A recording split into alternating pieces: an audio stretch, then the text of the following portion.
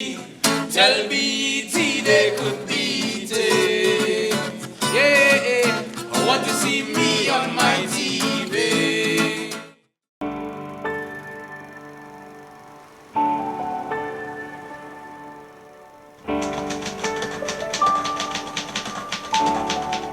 My father was a poet. He seemed to write me into being. Boo, I know you like to think, and I hope you're doing a lot of thinking and trying to understand everything you read and see. Because you have to take care of Mommy and Sass, and life can be very complicated. And I always felt that you and Dad had baggage with each other, that you all never really put down and left behind. For 20 years now, I have thought and told you that you were somehow special. People are never wrapped up neatly in little parcels with bows. He was pretty clear about who were his friends. In some cases, one or two of them got cast out. I think I was 8 years old when I really began to wonder what it meant to die. Say goodbye to Earth. You will not see her again. Carry her, therefore, in your heart as in your blood, without estrangement. If you were to die, I would surely lose my way. May your flight be faultless and your hand obey you at the last. May you find your lost companions. May your death be without pain. Now say goodbye to Earth. 30 minutes, 10 seconds, and counting.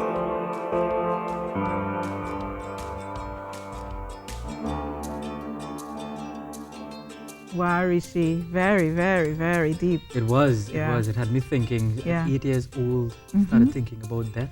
And I love the videography, the quality and texture of the film, done by none other than Mariel Brown, director, writer, and founding director of Filmco. And we have her on the line from the UK via Skype. Good morning, Mariel.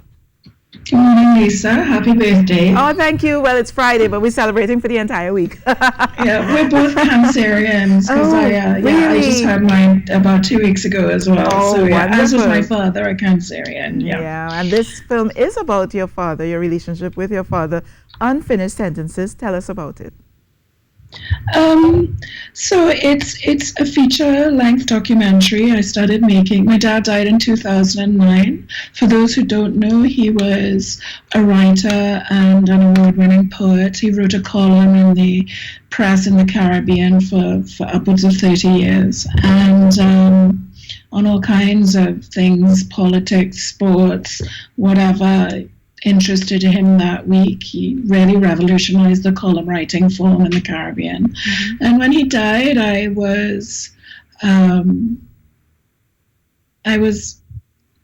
completely lost myself. I went through a period of profound grief and mourning that went a protracted period. And I really sort of, as a filmmaker, I realized that I had to find a way to start making something about him. And initially, I just started doing interviews, and then I sort of course, had to ask myself, where were the interviews going to go? And I thought, okay, I'll make a biographical film about my dad. And I stuck to that idea of a biographical film about him for a long time until I realized that it sounds like a strange thing to say. The film really wanted to be, given that I'm making it, but I think sometimes these things take on a life of their own and you just have to follow them along, help support, but follow them. And I realized that the film wanted to be about my relationship with my father. So essentially it's a story of a family and a story of a West Indian family. It's a story of the Caribbean in the last sort of 50, 60 years, because I feel very strongly that when we're telling stories about our history, about our place, about our home, our place in the world, we must not avoid the difficult part of that story, which is that we were a colony and racism was an active part of our daily lives. And so I kind of look at my family through my father's experiences growing up. Yeah. I well with my father and with my parents. Did you find it? Did you find it therapeutic in any way with regard to having gone through that period of mourning and also finding some level of closure? Yes, it was very, very therapeutic. I mean, I should say that that's not the reason I made the film. I mean, I made the film because I guess making things as a filmmaker is what I do. And so if I feel like I have to make something, I'm going to make a film. Right. But it was incredibly therapeutic, and actually I got to know him really well, which again, it sounds like a really strange thing to say, but you know, when your parents are around, you sort of take them for granted. Sometimes you ask questions, sometimes you don't, sometimes you have conversations about histories and personal history, sometimes you don't, but they're sort of immutable in your mind. They're there and they're always going to be there.